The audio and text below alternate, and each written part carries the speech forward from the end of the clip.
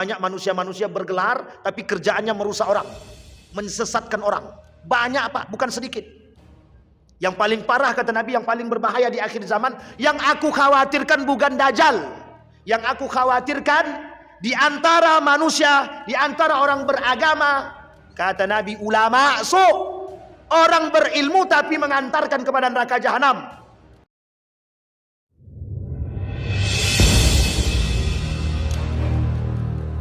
A'udzubillahi minasyaitonirrajim. Bismillahirrahmanirrahim. Assalamualaikum warahmatullahi wabarakatuh.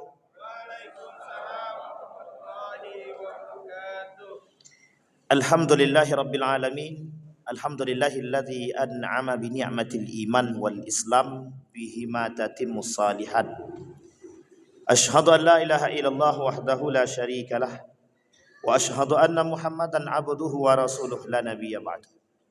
Allahumma salli wa sallim wa barik ala hadzal nabiyil karim. Allahumma salli ala Muhammad wa ala ali Muhammad fil alamin innaka Hamidum Majid. Ya ayuhan nasu taqu rabbakumul ladzi khalaqakum min nafsin wahidah wa khalaqa minha zawjaha wa batha minhuma rijalan katsiran wa nisaa'a wattaqullaha alladzi tasaaluna bihi wal arham innallaha kana 'alaikum raqibah. Bapak Ibu sekalian yang berbahagia, puji syukur kehadiran Allah dengan mengucapkan alhamdulillahirabbil alamin. Bersalawat kepada Nabi dengan mengucapkan Allahumma salli ala Muhammad wa ala ali Muhammad fil alamin innaka Hamidum Majid. Mudah-mudahan di malam hari ini Allah limpahkan rahmat dan karunia-Nya serta keberkahannya kepada kita semua. Allah jadikan kita orang-orang yang selalu bersyukur akan segala nikmat-Nya. Allah kumpulkan kita bersama orang-orang yang saleh.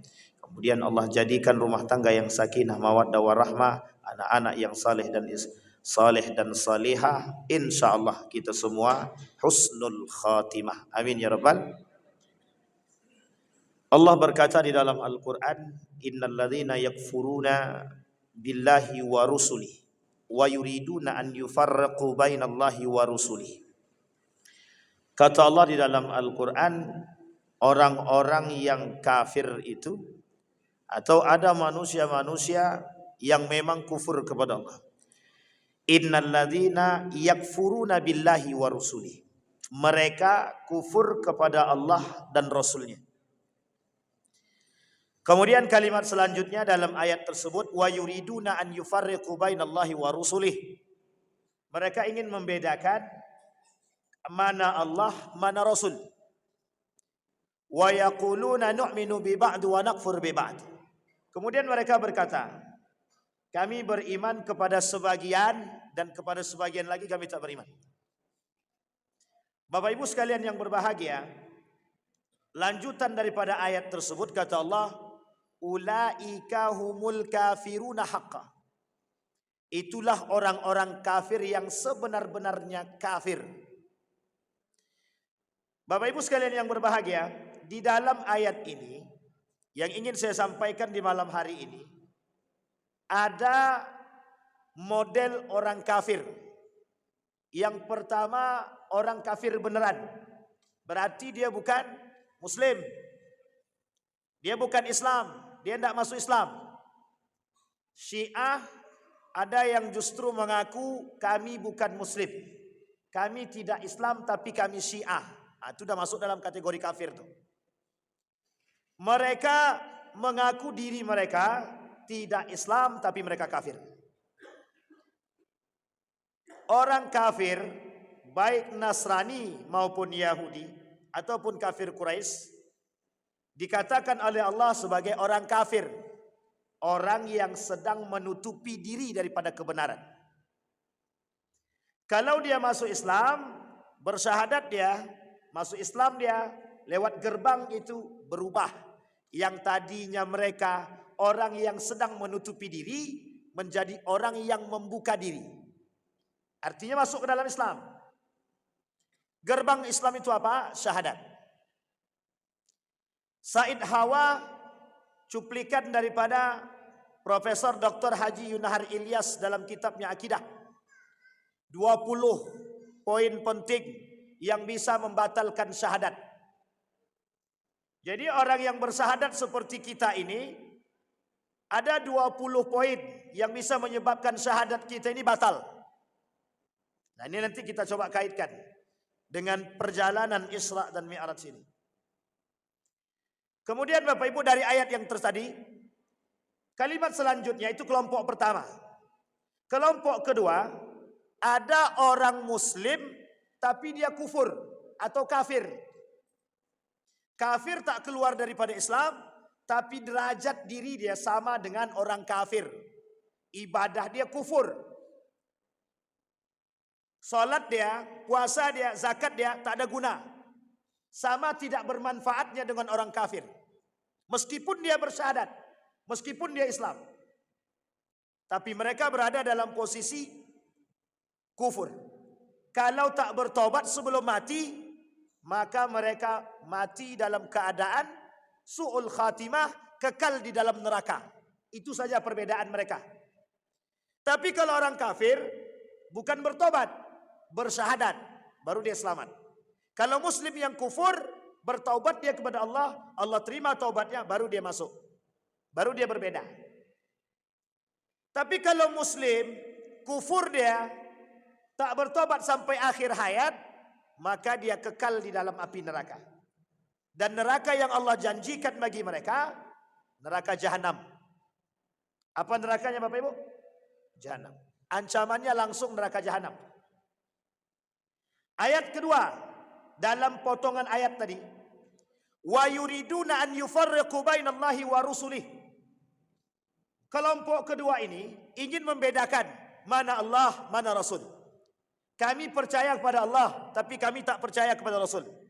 Kami percaya pada Rasul, tapi kami tak percaya kepada Allah. Setelah itu mereka berkata, nu'minu bi ba'din wa nakfur bi ba'd.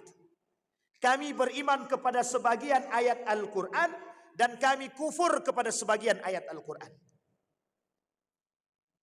Ini bisa dipahami Bapak Ibu?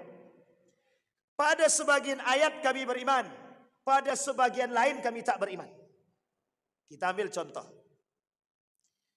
Ada kelompok orang-orang yang ingin merusak Islam. Baik dari kalangan non-muslim atau kafir, begitu juga dari kalangan umat muslim itu sendiri.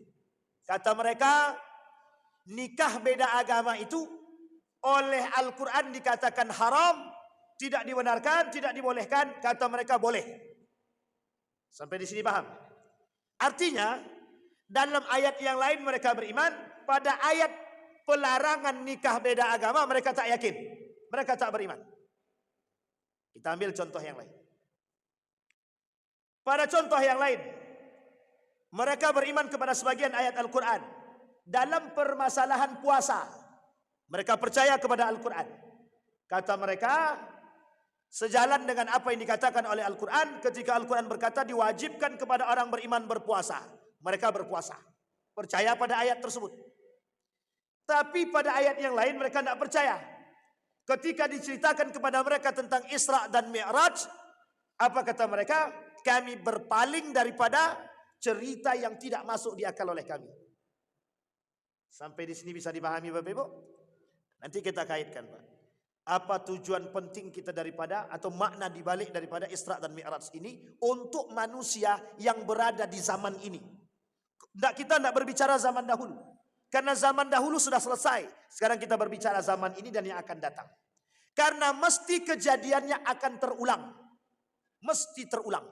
Dari kategori penolakan terhadap cerita yang terkandung dalam Isra wal Mi'raj. Baik Bapak Ibu. Wa yaqulu nu'min bi ba'd wa nakfur bi ba'd. Kami beriman kepada sebagian ayat dan kami kufur kepada sebagian ayat. Apa kata mereka? Wa yattakhiduna baina dzalika sabila, kata Allah. Itulah yang mereka jadikan jalan untuk merusak iman orang-orang itu. Termasuk kita yang berada di sini, Pak. Jalan bagi mereka untuk merusak kita. Jalan bagi mereka untuk meremahkan iman kita. Nanti kita sampaikan, Pak, contoh-contoh dan model-modelnya. Nah, kemudian baru mereka katakan, Allah katakan, ulaika humul kafiruna haqqa. Itulah orang-orang yang benar-benar kafir. Di dalam tubuh umat muslim Ada kategori Pak. Ada muslim, ada mukmin, ada yang terakhir munafik. Ada orang fasik, ada orang munafik. Orang munafik lebih banyak daripada orang mukmin. Orang fasik jauh lebih banyak daripada munafik. Orang fasik belum tentu munafik, orang munafik sudah pasti fasik. Sampai di sini bisa dipahami Bapak Ibu ya. Sekarang kita merujuk kepada ayat daripada Isra wal Mi'raj tadi, yang dibacakan oleh adik kita tadi, atau entah siapalah, imam kita tadi, atau ustaz kita tadi. Kalimatnya sederhana Bapak Ibu. Yang ingin saya ambil daripada kalimat Isra tersebut, kalimat yang didahului dengan kalimat subhana. Kenapa para ulama membahas kalimat subhana dalam tafsirnya? Wahbah Zuhaili, Al-Maraghi, Ibnu Katsir dan lain sebagainya. Kenapa kalimat subhana yang didahulukan oleh Allah dalam surat ini? Para ulama berbeda pendapat, tapi dengan nalar mereka masing-masing. Pengagungan kepada Allah nomor satu dibandingkan daripada yang lain. Kenapa ada orang yang bisa diselewengkan akidahnya? Karena mereka tidak beriman kepada Allah. Kenapa ada orang percaya dengan mohon maaf? Mereka percaya kepada orang-orang yang mohon maaf syirik. Karena mereka tak beriman kepada Allah. Percaya kepada dukun. Percaya kepada mohon maaf, kepada tukang pengobatan-pengobatan yang tidak masuk di akal. Kenapa mereka beriman kepada mereka? Tapi karena mereka tidak beriman kepada Allah. Kita ambil contoh. Banyak pengobatan-pengobatan yang bermain dengan syaitan, dan juga banyak orang-orang muslim yang datang kepada mereka. Itu syirik. Jelas. Pada ayat yang lain mereka percaya kepada Allah, beriman kepada Allah. Pada kasus ini mereka tak percaya kepada Allah. Justru mereka datang ke dukun. Man ata kahinan fatasaddaqa bima qala faqad kafara. Datang ke dukun, sembuh penyakit kita karena dukun. Kita percaya bahwa dukun itu yang menyembuhkan, kafir. Sederhana, kalimat merusak. Kembali kepada poin tadi Bapak Ibu. Di dalam poin ini Bapak Ibu, di dalam perjalanan Isra wal Mi'raj, oleh sekelompok kaum Yahudi Nasrani dan orang-orang kafir Quraisy menolak kebenaran Isra wal Mi'raj dalam nalar akal, bukan dalam nalar iman. Sampai mereka katakan di dalam ayat Al-Quran itu dalam dua bentuk kalimat. Kalimat pertama mereka katakan sihrum mubin. Muhammad itu tukang sulap. Sehingga mereka kata ayat-ayat Al-Quran ini sihrum mubin. Apa itu? Sihir yang nyata. Yang kedua mereka sebut di dalam Al-Quran dengan kalimat asatirul awwalin. Dan ini diulang oleh Allah berkali-kali. Apa artinya asatirul awwalin? Dongengnya orang-orang terdahulu. Tapi uniknya, ketika kaitannya dengan Isra wal Mi'raj, mengapa mereka tidak percaya? Karena tidak bisa diterima oleh akal. Tidak bisa diterima oleh, sehingga kata mereka, Muhammad itu berdusta, pembohong, pembongak. Dan sudah mereka katakan, sarjanawan muslim terbaru sekarang yang liberal, mereka katakan Muhammad itu tukang buat. Muhammad itu tukang dusta. Al-Quran itu buatan Muhammad. Jadi kalau ada cerita di dalam Al-Quran itu buatan Muhammad. Pandai-pandai Muhammad. Hari ini Pak, sarjanawan muslim hari ini masih mengatakan hal yang sama. Kalau kita kembalikan dengan sejarah, yang ngomong asatirul awalin siapa? Orang Yahudi, Nasrani, kafir Quraisy. Mereka katakan cerita di dalam Al-Quran dongeng-dongeng belaka. Seorang wanita baru-baru ini bernama Kumaila mengaku hafal Quran. Dia katakan bahwa Al-Quran itu dongeng belaka. Ulil Absar Abdallah, doktor, Dia katakan bahwa cerita di dalam Al-Quran adalah dongeng belaka. Itu manusia zaman sekarang. Kedua-duanya masih hidup. Kalaulah orang dulu sudah berkata demikian, maka cerita ini akan diulang. Penolakan terhadap kebenaran Al-Quran, termasuk cerita di dalamnya, akan pasti terjadi sampai hari kiamat. Siapa mereka? Siapa mereka? Orang-orang yang nu'minu bi ba'd wa nakfur bi ba'd. Beriman kepada sebagian ayat Al-Quran dan kufur kepada sebagian ayat Al-Quran. Siapa mereka? Orang-orang munafik. Bapak Ibu sekalian yang berbahagia, munafik ini Bapak Ibu, kata Syekh Saleh Fauzan, kata beliau, ini ulama salafi, kata beliau Syekh Saleh Fauzan bilang, an-nifaq tunqasimu ila qismain. Nifak itu terbagi dua. Satu nifakul asghar dan satu lagi nifakul akbar. Dan ini penting untuk kita jadikan acuan perkataan beliau. Kenapa penting bagi kita? Karena pemahaman munafik ini sangat berbahaya di tengah umat muslim hari ini. Kenapa kok seperti itu Pak Ustaz? Karena hari ini penggerogotan dan pendangkalan dan penyimpangan akidah itu dilakukan oleh bukan orang kafir, tapi orang muslim itu sendiri. Melalui lisannya para kaum-kaum munafik. Izharul Islam wa ibtalul kufri. Mereka tampakkan keislaman mereka, mereka sembunyikan kekufuran mereka kepada Allah. Kita ambil contoh. Ketika perjalanan Isra wal Mi'raj, naik ke atas Mi'raj, turun selesai satu malam. Yang percaya siapa? Dari sejumlah umat muslim yang ada, siapa yang percaya? Cuma Abu Bakar. Yang lainnya percaya. Bapak Ibu, itu kita belum hadir. Kalau kita ketika itu ada di tengah mereka, saya sangat yakin kita juga termasuk orang yang tak percaya. Kurang beriman apa mereka yang beriman kepada Nabi dan kepada Allah dan Rasulnya? Hanya Abu Bakar yang percaya. Sebagian para sahabat yang lain ada yang meragukan. Bahkan sebagian besar di antara mereka murtad. Dan uniknya, paman beliau mengatakan, tertawa dengan begitu senang dipanggilnya Abu Bakar untuk menceritakan, Muhammad, ceritakan kembali apa yang kau ceritakan kepada Abu Bakar. Apa kata Abu Bakar? Sekalipun Muhammad berbohong, aku percaya. Itu yang disebut dengan iman. Maka kalimatnya dimulai dari kalimat subhanallah, subhanalladzi. Hei orang beriman, iman dulu sama aku, kata Allah. Kalau kalian sudah beriman kepada Allah, apapun yang dikatakan oleh Muhammad pasti benar. Itu yang dilakukan oleh Abu Bakar. Abu Bakar tak lihat yang lain. Yang dilihat oleh Abu Bakar iman. Sekarang saya katakan kepada Bapak Ibu. Seorang profesor berkata begini kepada saya. Kata beliau, Wan, bukan persoalan cerita di dalam Al-Quran itu benar atau salah. Tapi bagaimana cara kita mengambil faidah, hikmah daripada cerita yang terkandung di baliknya. Betul apa salah? Bapak-bapak, ibu-ibu, betul apa salah? Saya ulangi sekali lagi. Nampaknya terlalu serius nih. Karena kajiannya agak serius banget, Ustaz. Tidak serius loh Pak. Ini kita nih sedang diinjak-injak mereka.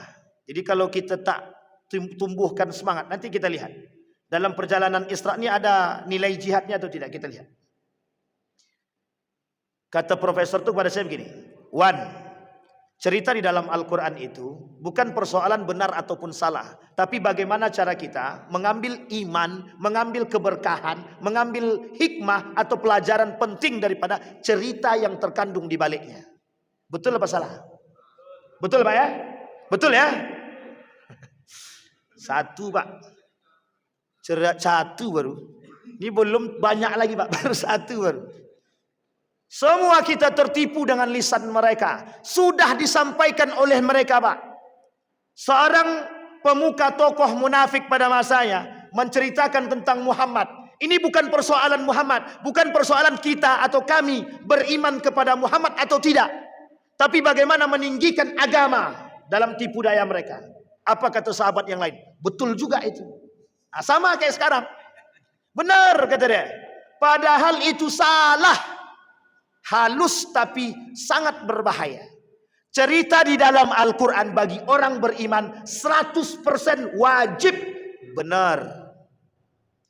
Jangan katakan benar supaya salah gitu kan. Masih ingat Bapak Ibu kalimat ini? Saya ulangi sekali lagi. Nanti kalau Bapak Ibu ketemu dengan orang-orang yang seperti ini bicaranya, meragukan Al-Quran, nanti langsung skakmat aja. Itu calon-calon munafik namanya. Apa kata mereka? Bukan persoalan benar ataupun salah cerita di dalam Al-Quran, tapi bagaimana cara kita mengambil hikmah di balik cerita. Itu kalimat yang halus tapi sangat berbahaya. Merusak akidah kita dan iman kita kepada Al-Quran. Pertanyaannya, cerita dalam Al-Quran benar atau salah? Wajib betul. Kalau mereka katakan tidak benar cerita dalam Al-Quran, berarti mereka tidak beriman kepada Al-Quran. Sekarang saya balikkan. Kalau tak beriman kepada Quran, kira-kira kafir apa tak kafir? Kurang satu rukun iman berarti. Jadi 5. Sampai di sini bisa dipahami Bapak Ibu. Ini poin penting Pak. Poin penting bagi kita. Uniknya, dimulai oleh Allah kalimat subhan. Puji dulu aku. Orang yang beriman yang bisa memuji Pak. Yang tak beriman tak akan mau memuji. Kita ambil kalimat yang sederhana di dalam Al-Quran. Kata Allah dalam Al-Quran, Innama ya'muru masajidallah man amana billahi wal yaumil akhir. Yang bisa memakmurkan masjid, yang bisa meramaikan masjid, orang yang beriman kepada Allah dan hari akhir. Sekarang kita lihat. Berapa banyak manusia yang masuk ke dalam masjid? Dari sekian banyak jumlah umat muslim di dunia. Khusus di Indonesia. Termasuk jumlah populasi muslim terbesar di dunia ada di Indonesia. 80% populasi umat manusia yang ada di Indonesia beragama Islam. Dari 80% siapa yang mukmin? Dari 80% yang muslim siapa yang mukmin? Dari yang mukmin siapa yang salat? Dari yang salat siapa yang salatnya di masjid? Dari yang salat di masjid siapa yang khusyuk? Dari siapa yang khusyuk siapa yang betul-betul masuk surga? Itu terakhir. Coba Pak. Sekarang saya tanya Bapak Ibu, ada enggak saudara Bapak Ibu yang tidak pergi ke masjid di samping rumah Bapak Ibu? Ada apa tidak? Sekarang saya tanya, Bapak ketok pintunya enggak? Bapak ajak apa tidak? Bapak tarik apa tidak? Jadi wajar kalau masjid itu tak banyak isinya. Sampai di sini bisa dipahami Bapak Ibu. Kita berkata beriman kepada Allah. Apa kata kita dalam Al-Quran, dalam hadis Nabi? Nabi ilustrasikan dalam hadisnya. La yu'minu ahadukum hatta yuhibba li akhihi ma yuhibbu li nafsihi. Tidak beriman orang yang beriman itu tidak bisa disebutkan beriman, tidak bisa dikatakan beriman sampai dia mencintai saudaranya, sampai dia mencintai atau seperti dia mencintai dirinya sendiri. Pertanyaannya, kalau Bapak pergi ke masjid hendak ngajak tetangga, hendak kemudian kasih tahu, hendak nasihati kalau dia salah, cinta sama tetangga. Tidak mungkin kami cinta sama tetangga Ustaz, itu ada istrinya. Bukan itu yang kita maksud. Kalau betul beriman pasti kita ajak. Ayo Kamto, ayo kita ke masjid. Kalau dia tak mau ke masjid, kita kasih nasihat. Laki-laki itu sholat masjid wajib. Selesai Pak. Makanya kenapa mohon maaf jamaah tablik itu keliling-keliling Pak. Dia cinta sesama muslim. Dia cinta kepada saudaranya Pak. Dia pengen saudaranya masuk ke dalam surga, bukan sendirian. Kata Allah dalam Al-Quran, wasiqal ladzina taqaw rabbahum ilal jannati zumara. Masuk surga itu barang-barang, bukan sendiri-sendiri. Masuk neraka sama Pak. Wasiqal ladzina kafaru ila jahannama zumara. Masuk neraka juga barang-barang gitu deh. Makanya mohon maaf, ada orang ngajak untuk tidak sholat, ada orang ngajak main batu domino, ada orang ngajak mohon maaf maksiat bareng-bareng. Coba bayangkan, si Anu main batu domino, Wan mau main batu domino, kurang satu orang lagi, satu lagi. Diajak Pak masuk neraka pun diajak. Uniknya mau. Nah, itu masalah sekarang. Iya juga, ya boleh, ayolah. Coba. Isyarat masjid di dalam Al-Quran dalam surat Al-Isra yang memperjalankan baginda Nabi dari satu masjid ke masjid yang lain, banyak maknanya Pak.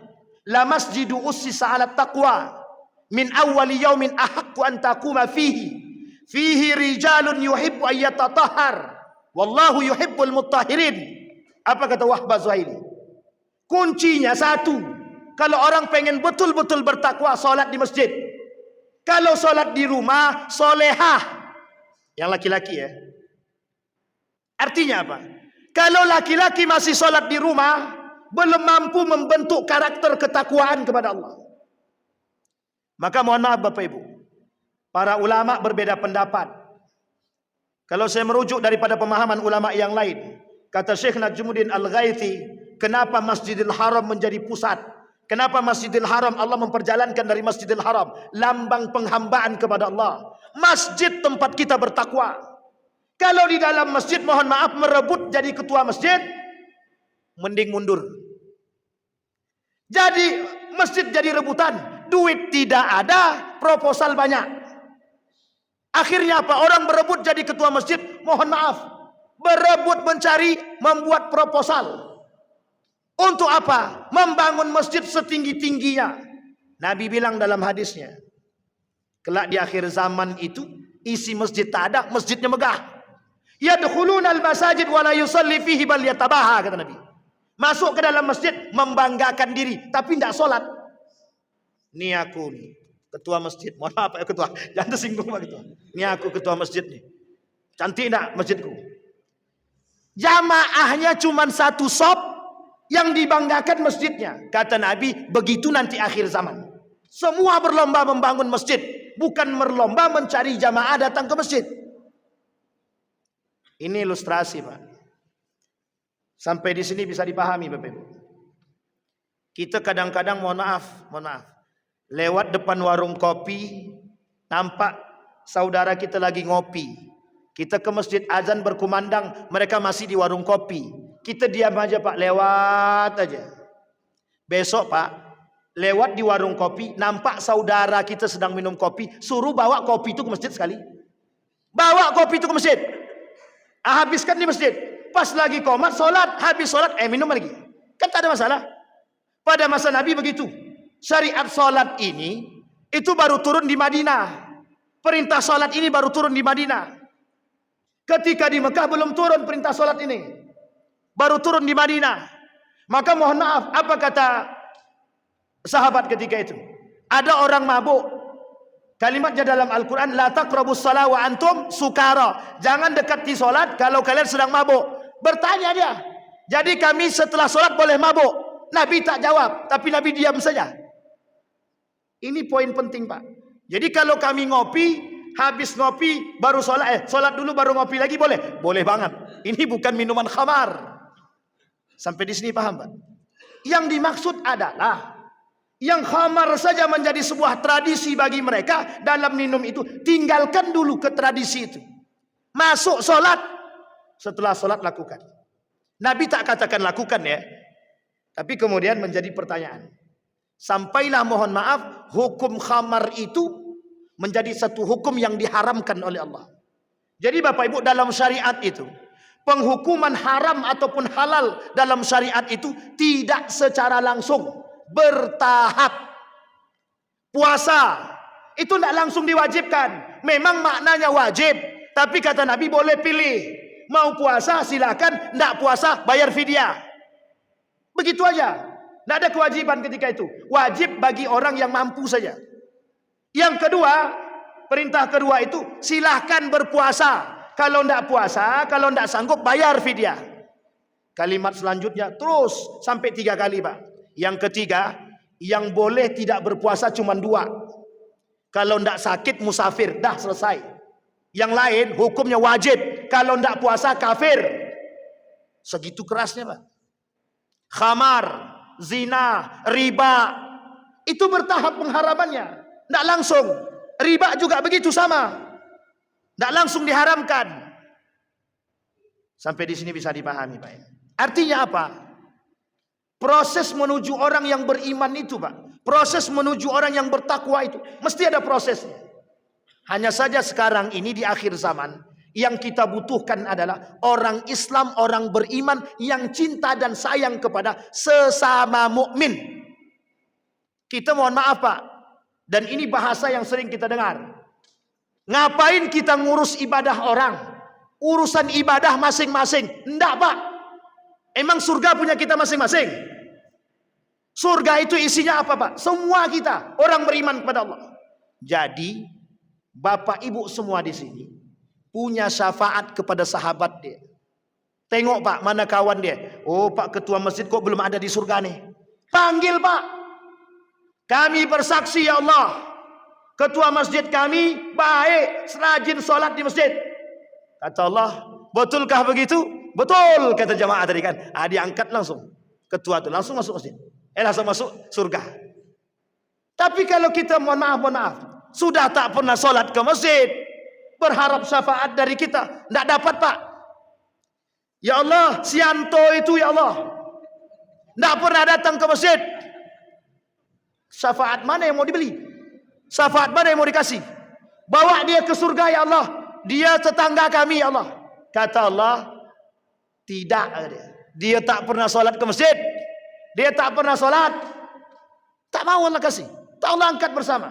Yang disebutkan dengan berjamaah itu, Bapak Ibu, kalimatnya sederhana. Orang yang selalu bersama. Ini Bapak Ibu. Maka jangan remehkan sholat berjamaah seperti ini, Pak. Jangan remehkan. Setiap orang di antara kita punya syafaat bagi mereka yang hadir di sini, Pak. Arti syafaat di sini, kita bisa bersaksi kepada Allah bahwa si Anu itu benar-benar beriman, benar-benar rajin sholat, benar-benar sering ke masjid. Dan itu persaksian yang diperhitungkan oleh Allah.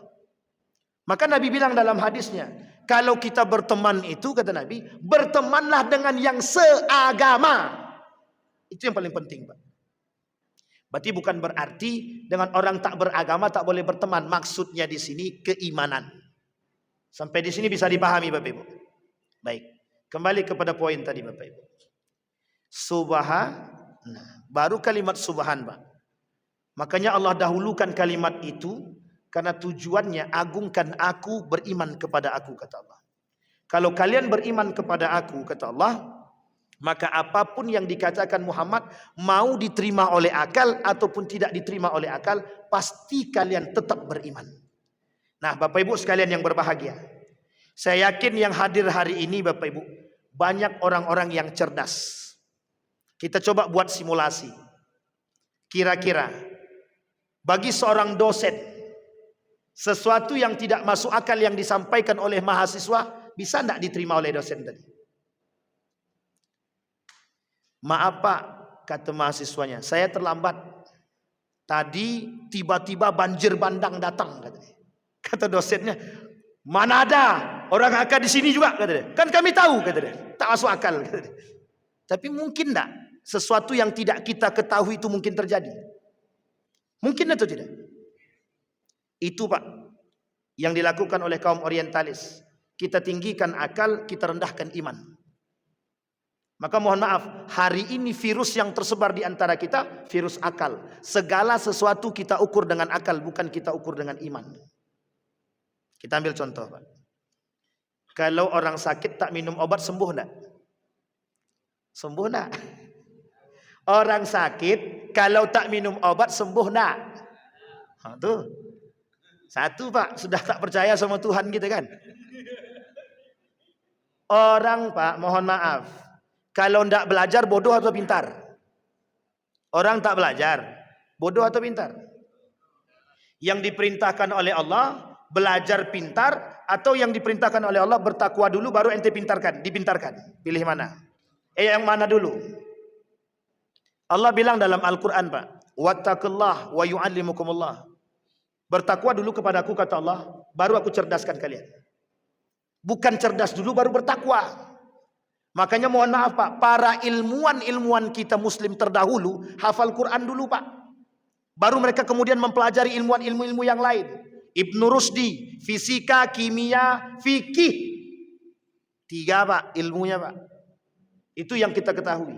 yang masyhur. Yang tak masyhur banyak, Pak. Ibnu Qudamah Al-Muqaddimah itu Ibnu Sina, bukan. Ibnu Khaldun, Ibnu Sina, Ibnu Hayyan. Hafal Quran dulu, Pak. Baru kemudian mereka mempelajari ilmu yang lain. Sekarang mohon maaf, Pak. Di telinga masyarakat kita hari ini, nak, kalau kau jadi penghafal Quran, jadi pembaca Al-Quran, sekolah di pesantren, mohon maaf nak, mohon maaf. Selesai dari situ cuman jadi tukang baca Yasin, tukang jadi imam masjid, selesai. Mau jadi apa? Gaji berapa? Kata orang tua kita, Pak, zaman dulu. Mohon maaf, Pak, begitu orang tua kita zaman dulu, Pak. Tidak yakin mereka dengan sekolah agama itu, tidak yakin. Sekarang dampaknya apa? Banyak orang yang tak suka sekolah agama. Tapi sekarang karena perjuangan ilmuwan muslim, melihat kondisi dan keadaan, memperjuangkan nilai agama, berat, Pak. Barulah kemudian tercuci otaknya. Oh iya ya, anak zaman sekarang kok nggak punya adab, nggak punya akhlak. Kalaulah sekolah di pesantren saja tidak punya akhlak, mohon maaf, bagaimana kalau sekolah di luar? Oh, saya tidak membandingkan, Pak. Bapak boleh lakukan riset sendiri, penelitian sendiri. Silakan. Tanyakan sama orang-orang pakar pendidikan. Tidak usah jauh-jauh risetnya. Cari sekolah yang memadukan sekolah agama dan umum. Tidak usah umum sendiri, tidak usah agama sendiri. Paduan umum dengan agama. Lakukan penelitian. Bagaimana model akhlak mereka. Selesai, Pak. Kita tahu, Pak. Kami ngajar, Pak, di salah satu universitas. 30 jumlah mahasiswanya, Pak. Saya tanya siapa yang sholat subuh? 1 orang, Pak. Siapa yang sholat zuhur? 4 orang. Siapa yang sholat asar? Tidak ada yang jawab, Pak. Sambil tersenyum. Kita mengharapkan mereka punya akhlak. Kita mengharapkan mereka punya adab. Sholat saja adab mereka sama Allah aja tak ada. Bagaimana dengan adab dengan manusia? Sama Tuhan saja mereka nggak punya adab. Apalagi sama Allah. Maaf, apalagi sama manusia. Sampai di sini bisa dipahami, Pak. Baik. Asra bi'abdihi lailan minal masjidil haram. Masjidil haram. Lambang pensucian, Pak. Lambang penghambaan kita kepada Allah. Kemudian ilal masjidil aqsa. Masjidil aqsa ini, Pak, jangan pernah tutup mata. Jangan pernah tutup mata. Masjidil Aqsa kewajiban semua umat muslim. Kewajiban semua umat muslim. Membelanya. Bukan rakyat Palestina. Jadi kalau datang rakyat Palestina menggalang dana ke sekeliling dunia mereka, itu ingin katakan kepada kita semua umat muslim. Kewajiban kalian. Bukan kewajiban kami saja. Tapi mohon maaf, Pak, mohon maaf. Berapa banyak di antara orang-orang muslim hari ini yang mau mengambil fokus pada permasalahan itu? Jawaban orang-orang muslim itu, biarlah itu urusan Palestina. Urusan kita aja tidak selesai. Kurangnya perhatian muslim dengan muslim yang lain. Kata rakyat Palestina, Masjidil Aqsa ini kewajiban kita bersama, bukan kami. Kalau soal rakyat Palestina, Pak, mereka bisa pindah kapanpun mereka mau. Tapi yang mereka tinggalkan adalah Masjidil Aqsa. Lambang kekuatan umat muslim, Pak. Lambang kekuatan orang beriman. Kalau Masjidil Aqsa berhasil ditaklukkan oleh Israel, Mekah, Madinah akan hancur dalam waktu yang sesingkat-singkatnya. Sekarang kita lihat, Pak. Berapa mudahnya kaum liberal masuk di tanah Mekah itu. Tidak Mekah, Bapak Ibu, Saudi Arabia. Mudahnya liberalisme atau virus liberalisme masuk ke Saudi Arabia. Di Riyadh, seorang wanita telanjang sedang berada di atas replika Ka'bah berjoget. Itu mohon maaf, Pak, memang tidak di tanah haram. Di mana? Di Saudi Arabia. Salah satu tempat tersuci ada di Saudi Arabia. Yang uniknya lagi, replikanya mereka buat adalah replika Ka'bah. Tidak usah jauh-jauh, Ustaz. Tidak usah jauh-jauh. Kita kembalikan ke Indonesia. Seorang profesor perempuan berjilbab, mantan rektor universitas terbaik di Indonesia, salah satu universitas terbaik di Indonesia, Universitas Islam pula. Apa kata dia dalam podcastnya? Ini yang tadi kita bincangkan Pak Ketua. Sekarang ini Bapak Ibu orang liberal juga punya podcast mereka. Mereka juga punya TV untuk merusak nilai-nilai keislaman kepada kita. Namanya Cokro TV. Nah, tengoklah Cokro TV itu. Nanti ada kalau dia membahas Islam, tengoklah. Mesti banyak rusaknya. Mesti banyak rusaknya. Nah, sekarang kita lanjut. Apa kata perempuan tadi, Pak? Kata perempuan tadi, yang syarat masuk surga itu 3. 1, percaya pada Tuhan. Yang kedua, percaya kepada hari kiamat. Yang ketiga, berakhlak mulia. Tidak persoalan kau agamanya apa, mau sholat atau tidak, puasa atau tidak. Kalau akhlakmu baik, masuk surga. Ini saya sampaikan kalimat yang sering terjadi di telinga masyarakat hari ini. Sholat dia di masjid, tapi lisannya minta ampun. Akhlaknya tidak ada. Masih mending si Anu, tidak sholat tapi akhlaknya baik. Sekarang saya tanya Bapak Ibu, lebih baik mana? Sholat tapi tak berakhlak, berakhlak tapi tak sholat. Pilih Pak, Bu. Baik mana? Ini peci kok ke belakang terus. Aman sedikit kan? Dia nampak ganteng sedikit. Pilih mana Pak? Pilih sholat tidak berakhlak atau berakhlak tapi tak sholat. Tidak ada pilihan ketiga Pak. Itu aja pilihannya. Harus ada pilihan ketiga. Yang ngomong begitu itu profesor. Salah satu gaya liberalisme merusak bahasa. Itu dia. Apa kata mereka? Mending dia tak sholat, mending dia tak berjilbab tapi akhlaknya baik, daripada berjilbab tapi akhlaknya nggak benar. Itu lisannya kaum liberal, orientalis, merusak akidah kita. Yang benar adalah berjilbab akhlak baik, sholat akhlak baik. Itu yang paling benar. Tidak ada kebenaran yang lain daripada pernyataan tersebut. Tapi kan kita dikasih pilihan, disuruh memilih. Sehingga mohon maaf Pak, mohon maaf. Yang terjadi hari ini seperti itu. Kenapa kau tak berjilbab nak? Hatiku belum bersih. Sampai kiamat nggak akan bersih Pak. Nggak akan bersih. Kenapa kau tak sholat nak? Iya mak. Sholat itu kan hanya orang-orang yang betul-betul beriman. Aku belum sanggup lagi mak. Tanganku masih kotor. Kata. Aku sering main judi. La ilaha illallah.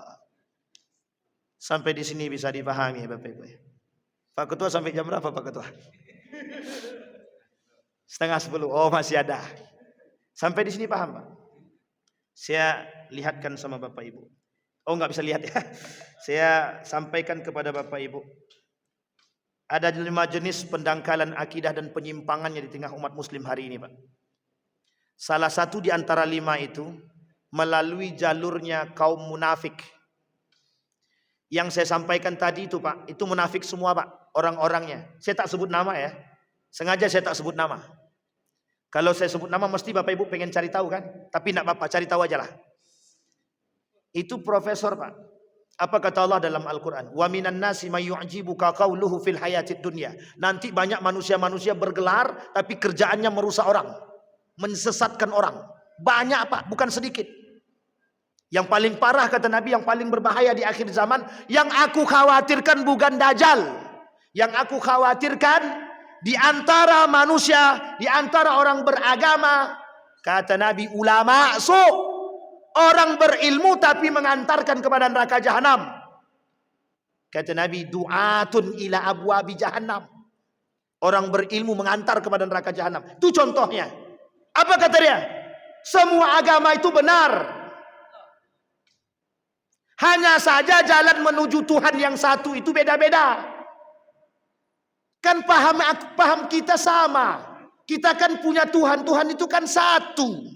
Ya Anda agama apa silahkan. Yang penting menuju Tuhan yang satu. Lo Anda pilih agama yang lain silahkan. Yang penting kita menuju Tuhan yang satu. Pak, Apa inti daripada Isra wal Mi'raj itu? Apa makna yang terselubung di baliknya? Mengokohkan akidah umat muslim melalui gerakan solat. Sekarang perhatikan baik-baik. Seberapa banyak umat muslim hari ini yang meremehkan solat? Perhatikan baik-baik. Apa kata Nabi ketika berbincang dengan iblis? 10 kawanku, kata iblis. Satu di antaranya al-mutahawin bis shalah, orang yang sengaja atau meremehkan solat. Kenapa kok solat, Pak? Solat mampu mencegah perbuatan keji dan mungkar. Lihat, Pak, berapa banyak yang solat tangannya masih korupsi. Kan masih mending, Pak. Masih mending solat maksudnya kan. Masih mending dia solat. Tapi meskipun korupsi kan. Tidak ada mending-mendingnya, Pak. Ya tapi daripada tidak solat, ya betul juga itu. Ada juga mesti mendingnya kan. Uniknya, Pak, orang yang benar-benar menjaga solat, orang yang betul-betul menjaga solat, yang benar-benar beriman kepada Allah dengan solatnya, tidak akan mau dia melakukan perbuatan seperti itu. Jadi bagaimana solatnya orang munafik yang mengatakan semua agama benar, sementara dia beragama Islam?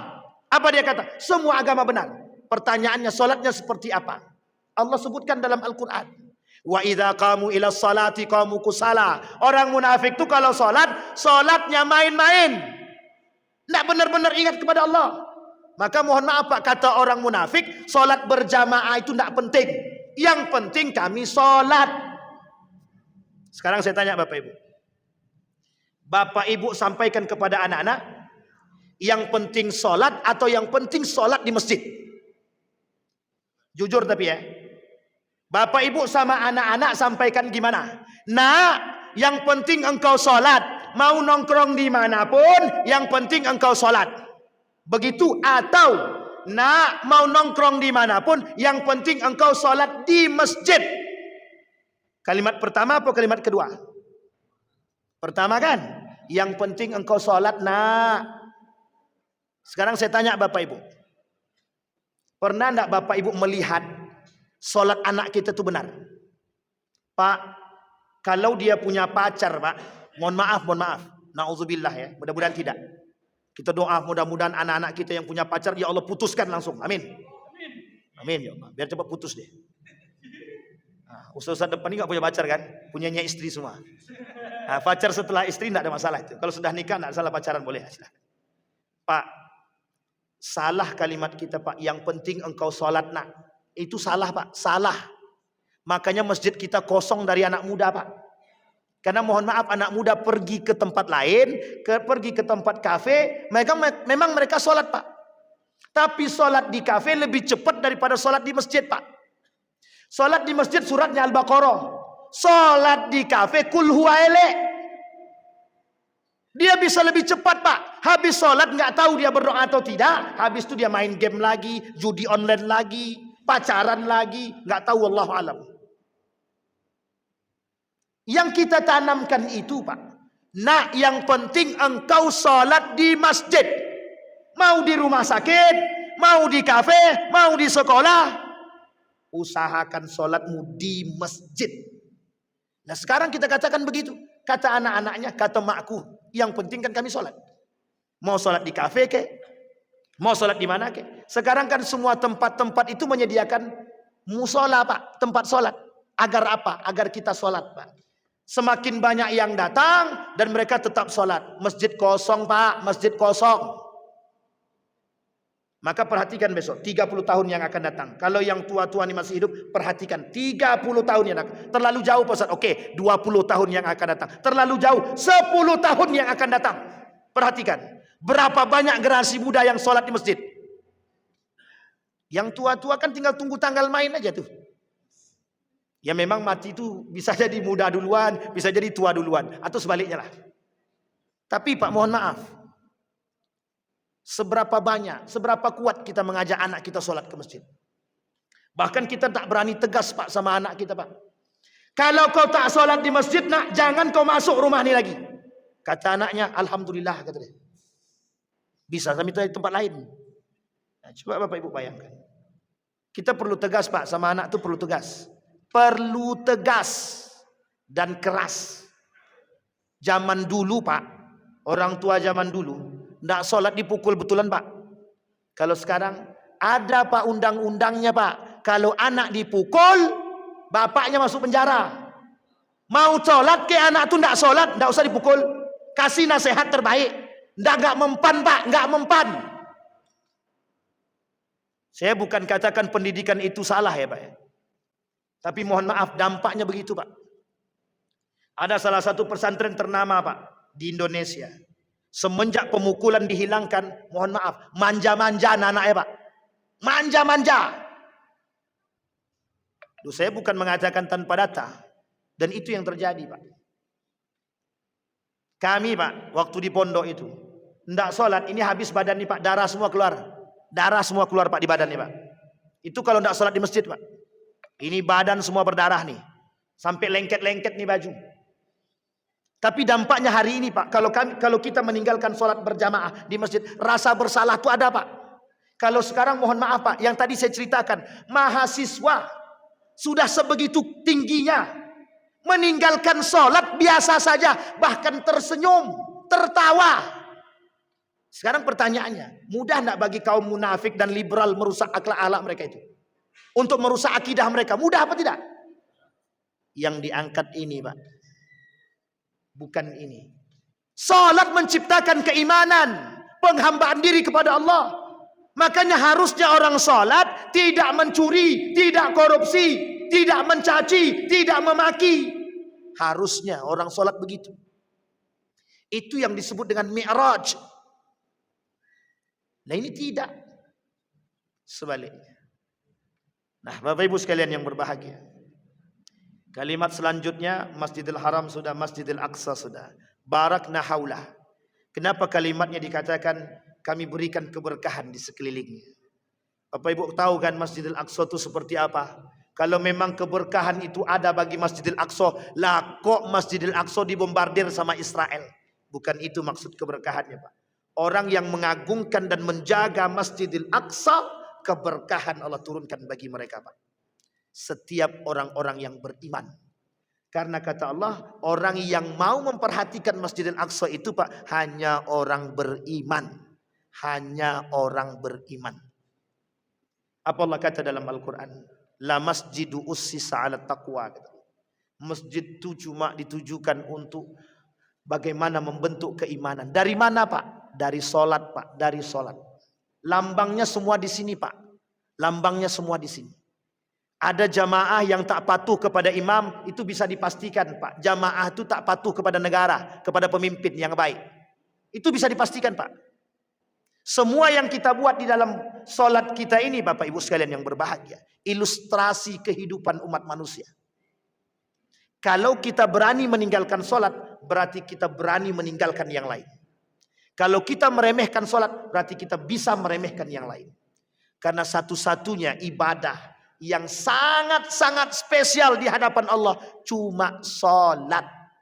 Maka mohon maaf Bapak Ibu, sebejat apapun anak-anak kita Bapak Ibu, tanamkan solat sama dia. Tanamkan solat.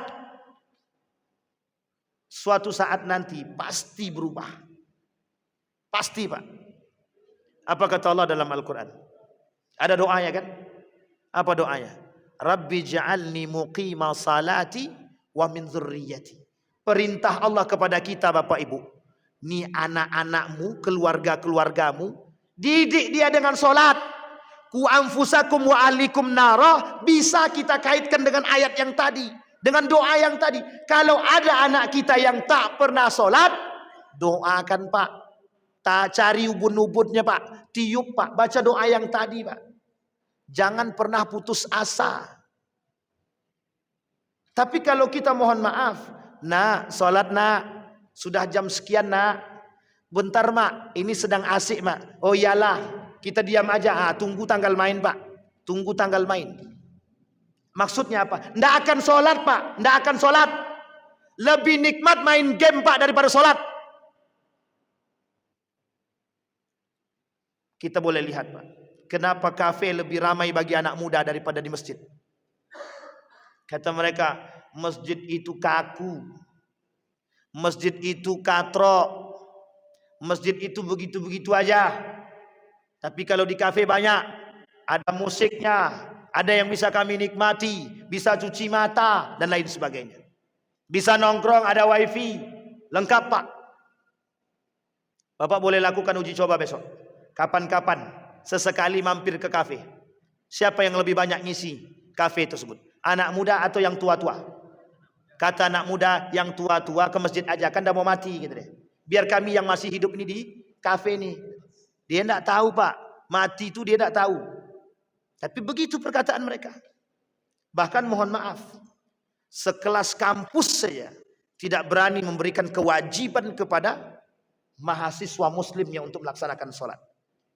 Kalau sempat semua rektor mengeluarkan surat, wajib bagi semua mahasiswa sholat di masjid. Oh, itu bahagia sekali kita Pak. Yang tak sholat nilainya E.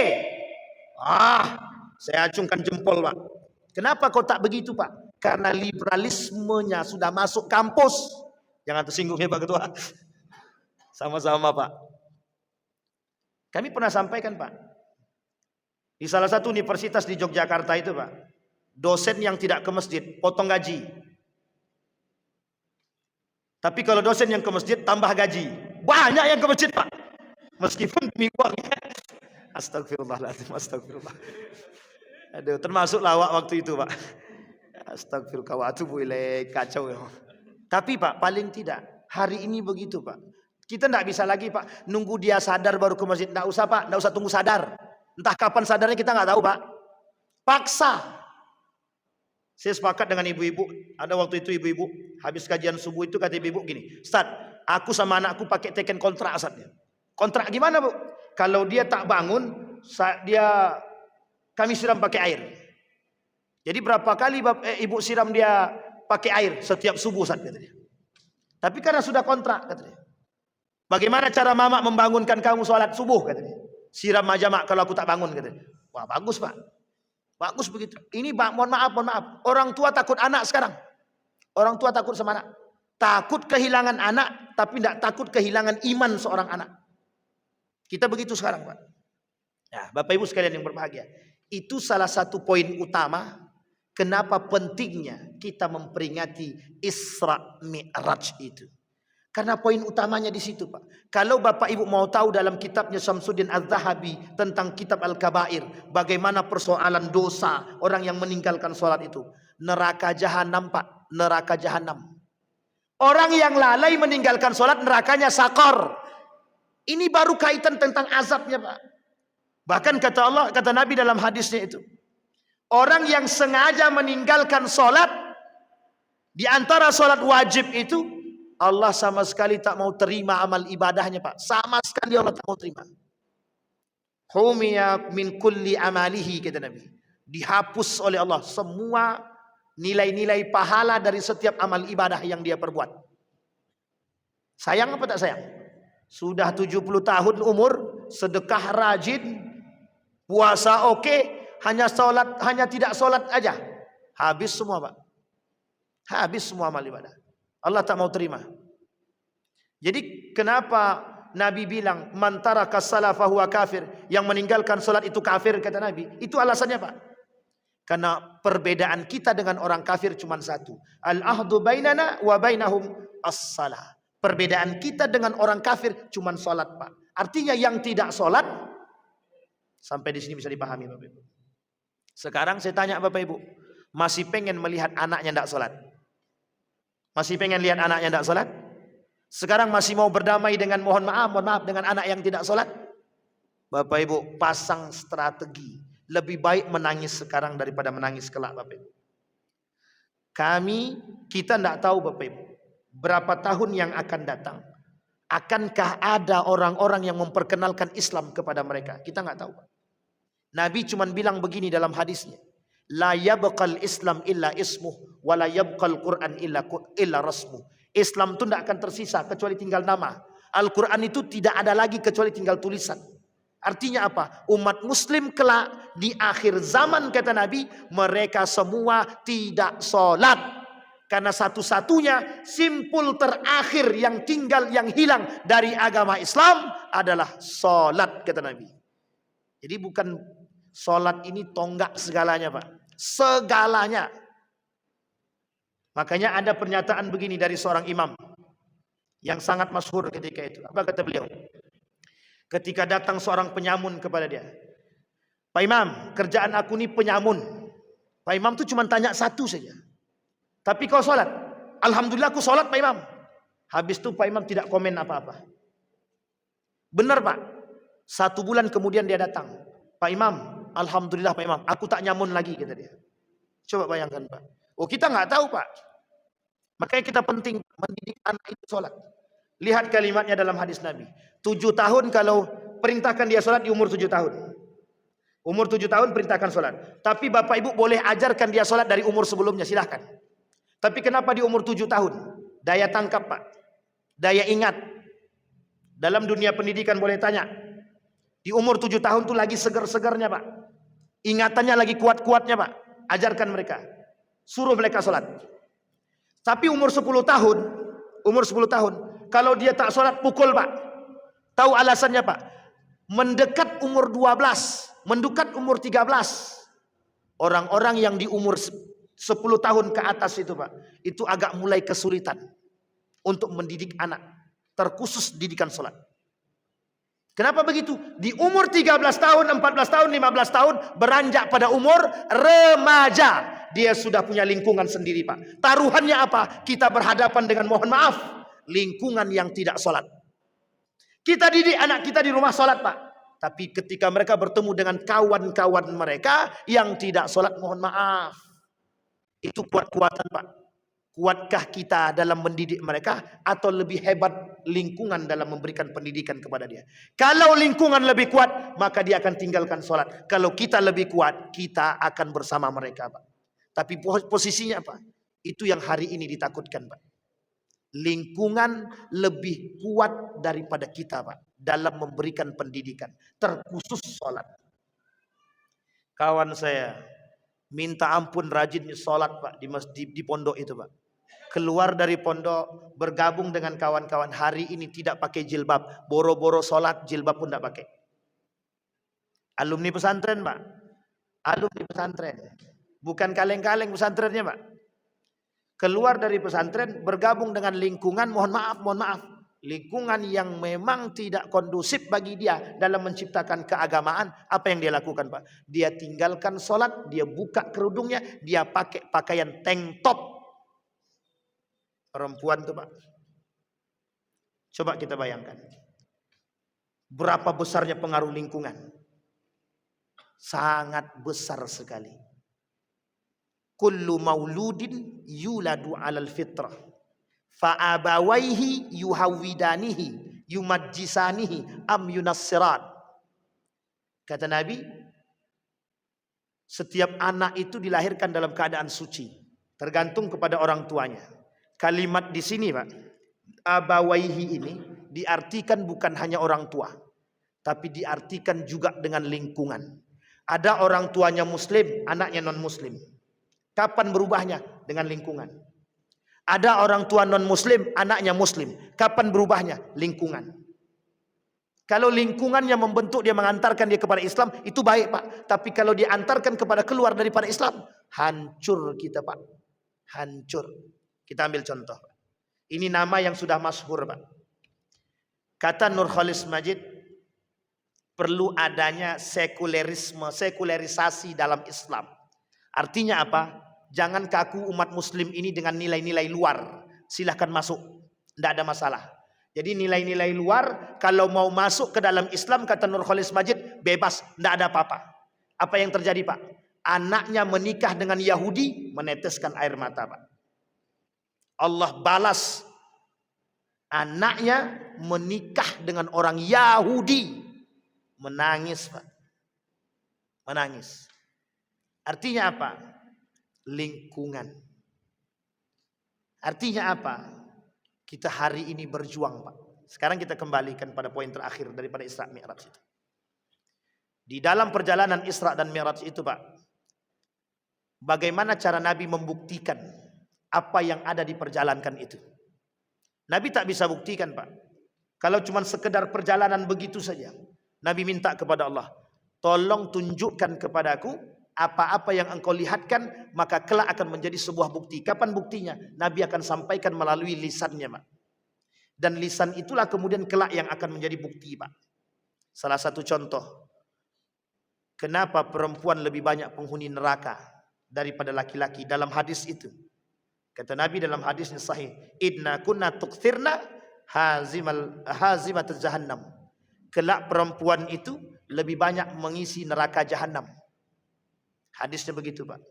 Kita lihat, Pak. Kita lihat. Kata Nabi, kalau perempuan taat kepada suaminya, itu jihad terbaik. Mati masuk surga tanpa hisab. Kalau ketaatan mereka kepada suaminya. Sekarang kebalikannya, Pak. Kalau perempuan itu durhaka kepada suaminya, dan suaminya sudah memberikan peringatan kepadanya, dan masih dalam keadaan durhaka kepada suaminya, neraka yang dijanjikan bagi mereka jahanam. Sama apa tidak dengan hadis Nabi tadi? Sama, Pak. Itu yang Nabi lihat. Ternyata dalam perjalanan itu yang dilihat oleh Nabi, dari sekian banyak yang Nabi lihat, perempuan-perempuan penghuni neraka itu adalah orang-orang perempuan-perempuan yang mohon maaf, mereka tidak taat kepada suaminya. Nabi kata dalam riwayat yang lain, kelak di akhir zaman itu kata Nabi, perempuan-perempuan itu, laki-laki itu di bawah ketiak istri dia. Artinya apa? Akan banyak timbul suami-suami takut istri. Sebenarnya bukan takut, kata Saudara Latif. Istri kami lebih berani daripada kami, kata dia. Bukan salah, Pak, memang begitu keadaannya. Sekarang banyak suami-suami itu minta apapun sekarang izin dulu sama suami, izin sama istri dia. Termasuk mengasih duit kepada ibunya, izin dulu sama istrinya. Itu calon-calon penghuni itu, Pak. Kalau sekedar memberitahu tak ada salah. Tapi kalau takut pula, ini ibu-ibu tolong kalau suami-suami taat kepada ibunya, sering ngasih duit kepada ibunya, ingat, Anda orang kesekian datang. Dia orang pertama yang melahirkan. Mau seumur hidup dia kasih hartanya semua untuk orang tuanya, jangan halangi. Jangan halangi. Karena keberkahan hidupmu terletak di situ. Nah, ini yang kita takutkan begitu, Pak. Abang ngasih ibu bisa banyak-banyak. Ngasih aku untuk beli emas saja susahnya minta ampun. Habis kita, Pak. Nabi bilang sendiri sama dalam hadisnya begitu. Kata Nabi, kelak di akhir zaman itu banyak perempuan itu lebih berkuasa terhadap suami. Pada hakikatnya kata Nabi dalam lanjutan hadisnya tadi itu, sampai mereka melakukan durhaka kepada orang tuanya. Nah, ini kalimat lanjutannya. Ini nggak boleh dipotong. Kalau dipotong lain cerita nanti, Pak. Sampai di sini bisa dipahami, Bapak Ibu. Sudah jam 10 kurang seperempat. Ada pertanyaan, Bapak Ibu? Tidak ada, alhamdulillah. Oh, kalau tak ada pertanyaan itu senang hati. Silakan Bapak Ibu, kalau ada yang mau ditanyakan silakan. Sebelum kita tutup. Alhamdulillah Pak Ketua, tidak ada pertanyaan Ketua. Jadi agak senang kita sedikit. Aman, Pak? Mana tadi? Yang udah kabur. Oh, langsung doa. Baik Bapak Ibu, sebelum kita tutup Bapak Ibu, kesimpulan dari apa yang saya sampaikan. Peringatan Isra wal Mi'raj yang setiap tahun dilakukan, jangan hanya sekedar menjadi rutinitas dan seremonial. Itu sangat-sangat tidak bermanfaat. Yang bermanfaat itu adalah Isra Mi'raj hari ini softnya 2 soft, maka tahun depan penuh sampai belakang. Sampai di sini bisa dipahami Bapak Ibu?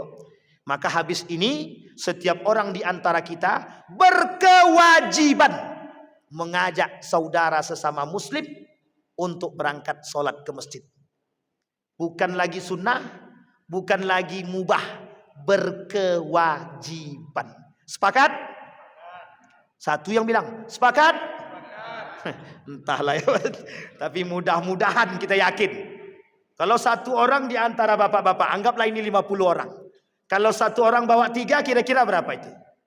50 tambah 150 jadi 200. 200 nanti tambah lagi satu orang dari 200 itu tambah 3. Woi, penuh masjid. Baru boleh bangun tingkat 2 Pak Ketua. Silahkan kalau dah begitu. Tapi kalau satu orang bukan semakin menambah, malah semakin mengurangi. Loh, kok si Anto tadi tak ke masjid lagi gitu. Itu masalah itu, Pak. Jadi Bapak Ibu sekalian yang berbahagia, mudah-mudahan ada manfaat bagi kita semua. Mudah-mudahan bisa menambah keimanan kita kepada Allah. Mudah-mudahan dengan peringatan Isra wal Mi'raj ini semakin menambah persaudaraan kita di dalam masjid, semakin bertambah orang-orang beriman dengan sholat mereka, dengan ibadah mereka, dan semakin paham sentral masjid tersebut bagi pembentukan karakter terkhusus bagi anak-anak kita. A'udzubillahi minasyaitonirrajim. Bismillahirrahmanirrahim. Alhamdulillahirabbil alamin. Hamdas syakirin hamdan na'imin. Hamdan yuwafi ni'amahu wa yukafi'u mazidah. Ya Rabbana lakal hamdu kama yanbaghi li jalali wajhikal karim wa 'azimi sultanik. Allahumma salli ala Muhammad wa ala ali Muhammad. Allahumma faqihna fid din wa 'allimna ta'wil. Allahumma anfa'na bima 'allamtana warzuqna 'uluman tanfa'una fid din wad dunya wal akhirah. Allahumma ighfir lana dhunubana wa dhunuba walidina warhamhuma kama rabbayana shighara. Allahumma ij'al tajammu'ana tajammu'an marhumah waj'al tafarruqana min ba'dihi tafarruqan ma'sumah. Allahumma ansur man nasara ad-din wa akhdhul man khadhal muslimin. اللهم انصر اخواننا المجاهدين في فلسطين وفي غزة وفي كل مكان. اللهم دمر اليهود. اللهم ثبت قلوبنا بالإيمان. اللهم إنا نسألك إيمانا كاملا ويقينا صادقا وعملا صالحا مقبولا وتجارة لن تبور. ربنا هب لنا من الصالحين. ربنا هب لنا من أزواجنا وذريتنا قرة أعين واجعلنا للمتقين إماما. اللهم اغفر لهم وارحمهم وعافيهم واعف عنهم وأكرم نزولهم ووسع مدخلهم واجعل الجنة مثواهم. ربنا آتنا في الدنيا حسنة وفي الآخرة حسنة وقنا عذاب النار والحمد لله رب العالمين. السلام عليكم ورحمة الله وبركاته.